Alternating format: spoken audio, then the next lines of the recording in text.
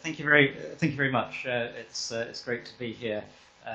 Thanks to the organisers. I think I thought about how to tackle this topic. I looked at the programme as a whole, and whilst I was kind of awed by the question we've been set, I must admit I was slightly relieved to see that there's a logic to the plenary sessions at the conference, and the one on Saturday morning is about policy approaches to overcoming the crisis. So I was slightly relieved that I guess the emphasis in this session is more about identifying the nature of the problem.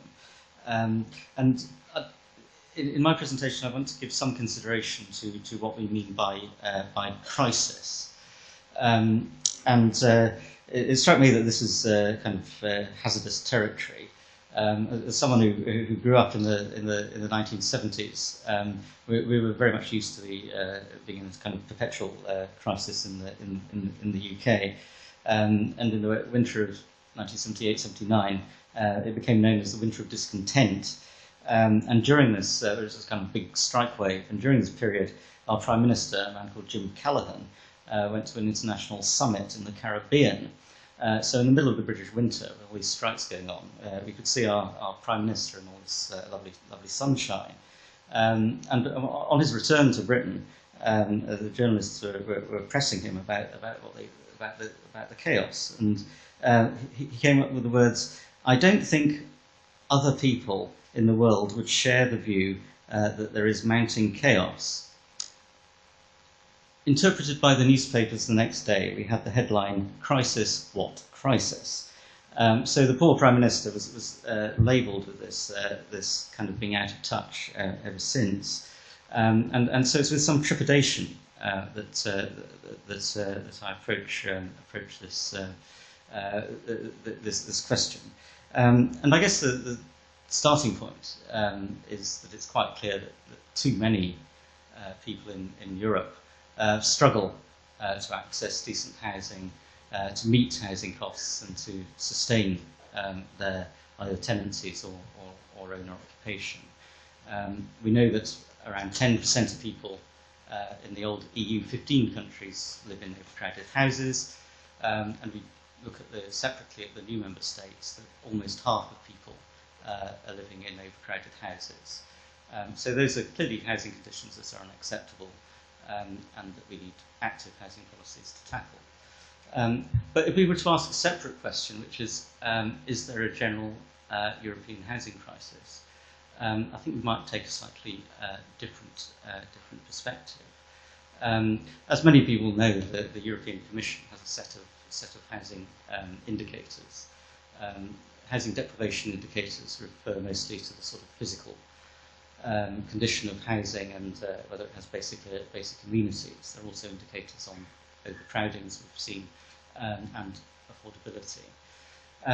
Now, these statistics suggest that in 2011, 80% of people living in the old EU 15 lived in housing with registering 0 on the EU's indicators of housing deprivation, and none came up as registering having 4 of these indicators of housing deprivation.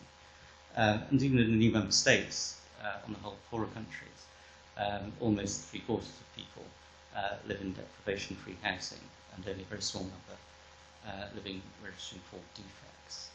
And one of the interesting things is if you look at all these indicators, plus the overcrowding, plus the affordability indicators, that between 2007, i.e. before the financial and economic crisis began, and 2011, we see generally improvements in these indicators across Europe, and some of the biggest improvements have been in the new member states. So compared with 2007, as Europeans, we're less overcrowded, less likely to be living in housing with basic amenities, living in housing with fewer or no physical defects, and paying similar proportions of our incomes and housing costs.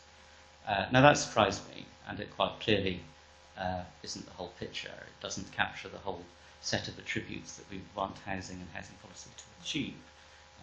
But it does lead me to be slightly wary about how we characterise the nature of the crisis or housing crisis in Europe, and whether in either historical terms or global terms, whether we can actually say that there is a general housing crisis in Europe. But there's a lot that's going wrong, and I want to try and unpick that now. I've entitled this that I think we can clearly say that there's a crisis in housing governance in Europe, and it's that argument I want to develop now. So, as you all know, we've experienced four linked crises since 2007, starting with the credit crunch, where the effects of the American subprime crisis came across the Atlantic and led to the freezing of wholesale markets across the world.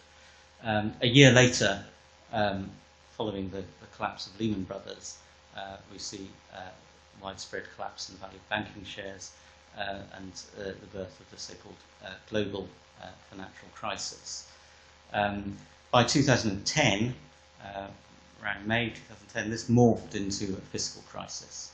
The Greek financial crisis, fiscal crisis broke and then spread to other countries and really set the agenda for austerity across Europe. And also since 2010, in various manifestations, and perhaps now in remission, we've had the Eurozone crisis as well. Now, clearly, part of these, intimately bound up with these in a number of countries, is that they've quite clearly been generalised housing market crises, undoubtedly in Spain and Ireland, for example. But I think these kind of housing market crises and the manifestations, perhaps to a lesser degree in other countries, that these have combined with other international trends.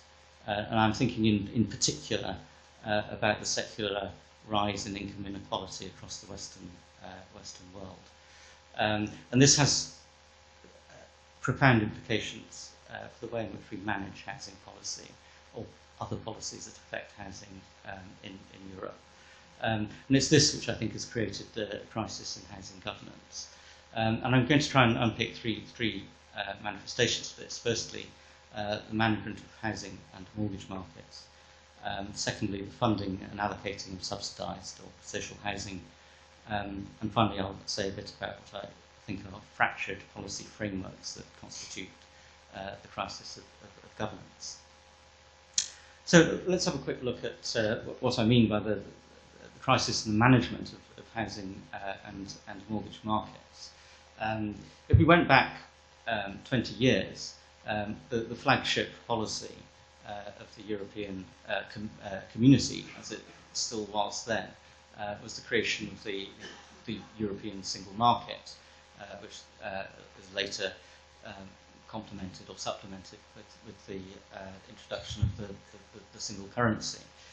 And these push towards the single market was intended to produce competitive convergence across lots of markets, all markets in Europe, including the mortgage market. And at the time, it was widely predicted that this in turn would produce a convergence in housing systems. As mortgage markets became more competitive, they would become more alike, and in turn, housing markets and systems would converge. Now, of course, we know in reality that this didn't happen, and we also have some pretty good ideas about why the convergence in mortgage and hence housing systems did not happen. But we know that finance may be highly mobile, but of course property is entirely spatially fixed. And not only that, founded on national institutions, law, consumer regulations, and cultures. And these are things that are much less subject to competitive erosion than are many other markets. So we created this extremely dangerous situation in Europe, where even symmetric shocks would have asymmetric effects. So when the credit crunch came in 2007 and when the global financial crisis came in 2008, you can see these as being shocks external to Europe, but the transmission mechanisms in the different member states have been quite different. And so we've had very different reactions in housing and mortgage markets. This highlights some key problems in the governance of housing markets. How do governments manage markets that may be volatile when now many of the levers, monetary policy, not least monetary policy, are applied uniformly at a European level, just within the Eurozone. And others are constrained by international market pressures, particularly fiscal policy. And I actually think there's a third and perhaps even more important thing, which is is kind of, if not universal, but common political economy question, which is the divide between insiders and outsiders in housing markets that the impact on inner occupation has revealed, in that there is a direct conflict between the levels of house prices, which are still relatively high in relation to incomes, which are excluding younger people from housing markets, simultaneously sitting alongside the interests of the insiders who may have borrowed large amounts of money during the boom, and the political economy is the effect is that governments are tending to protect the insiders at the expense of the outsiders. The second part of this crisis in governance, I think, relates to the funding of social housing. I think undoubtedly the slides at the beginning, one of them showed the aftermath of the war in one of the German cities, and of course it was a common problem across Europe in the decades following the Second World War, varying degrees of destruction, but universal housing, chronic housing shortages, and everywhere government activism through social and other forms of subsidised housing to remove those shortages and to improve immeasurably the lives of millions of citizens. But we know now that governments are increasingly constrained by formal and market-induced pressures on fiscal policy. Last year, with colleagues at other Scottish universities, conducted a kind of survey of how new housing was being subsidised, not just in Europe, but also in North America and Australia. And we found that increasingly subsidies for new housing were shallow, smaller subsidies per unit, and much more likely to take the form of being off balance sheet, i.e. through gifted land rather than actual fiscal subsidies. And we know that outputs are low by historic standards, and the needs of people requiring longer term, more deeply subsidised housing are not just likely to be, but are being squeezed. And I think this is happening in this context of growing income inequality. We're used to the story about the English-speaking countries having this big rise in inequality, particularly in the 1980s. But in the OECD report published in 2012, bringing the story up to date, we see that this growth in inequality is now quite pronounced, even in countries that are still, by international standards, egalitarian, but they've seen some of the biggest rises in inequality since 2000, so Sweden, Finland, Germany. Now that, I think, increases the kind of demand for deeply subsidised, affordable social housing. And I think this raises two questions. It raises a political economy question, which is how on earth do we convince politicians to prioritise affordable housing, subsidised housing? I mean, in parts of the world this happens, and where it happens on a large scale, it's where governments, as in China, parts of Latin America, regard housing as being part of the productive infrastructure. Now, I don't think housing is regarded as being part of the productive infrastructure in Europe or North America, and that might be an argument that needs to be had, and indeed the case needs to be made. And in this situation of scarcity and with increased inequality, then I think it obviously increases the questions of allocation. How do we allocate what affordable housing we do have?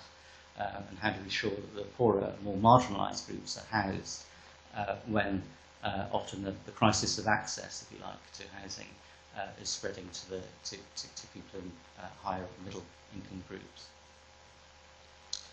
And then amongst this, I think we can identify quite clearly what I call fractured housing policy in amidst a system of multi-layered governance. I think within nation states, we're used to the idea that housing policy has become fractured. So you cannot characterise housing policy as being primarily the responsibility of a single government department that has responsibility for housing. We do have those departments, often now part of larger departments, but more importantly, I think what we see is that the financialisation of housing through the growth in, not just the growth in home ownership, but in some countries it's greater association with growth in mortgage finance. It means that a large part of the management of the housing system lies with finance ministries and outside ministries charged with a more social, obviously, social mission.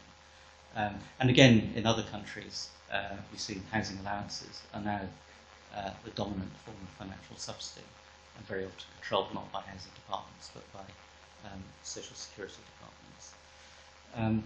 But the other part of this fracturing is between different tiers of government. We see in some countries, particularly the federal countries, not just in Europe, but also in North America, we see central governments wishing to divest themselves of responsibility for housing. So I think I'm right in saying in Germany, now the federal government has no formal responsibility for housing. On the other hand, we have regions and nations within formal nation states which are wishing to assert greater control over housing policy.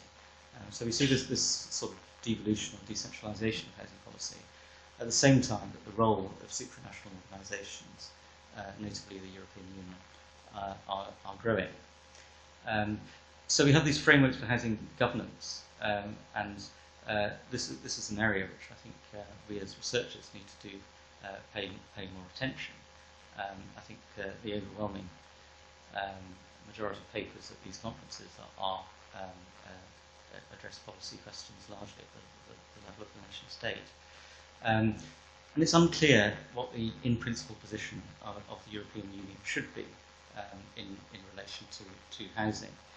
Back in the 1990s, it was relatively clear that there was pressure from housing researchers, from some NGOs, for the European Union to take a more active role in housing policy.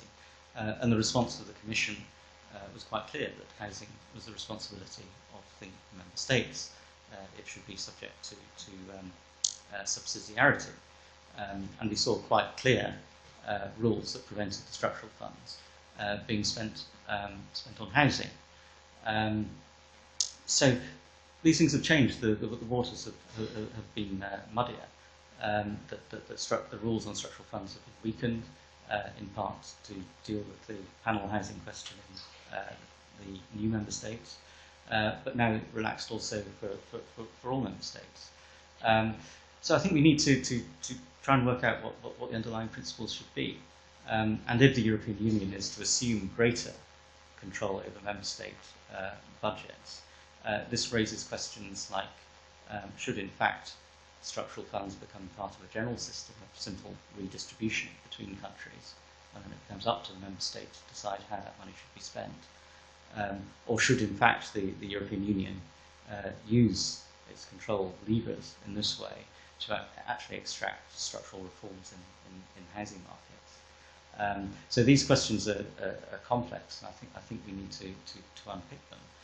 But the final point I'll make is that even within the European Union, of course, there is a great tension between parts of the Commission that do have a social agenda and are interested in promoting housing under the inclusion agenda, setting aside the parts of the Commission that are interested in economic reform and the restructuring of European economies, generally in a direction that implies less state intervention. So these are questions that I think are the result of, or have been highlighted by this crisis in housing governance.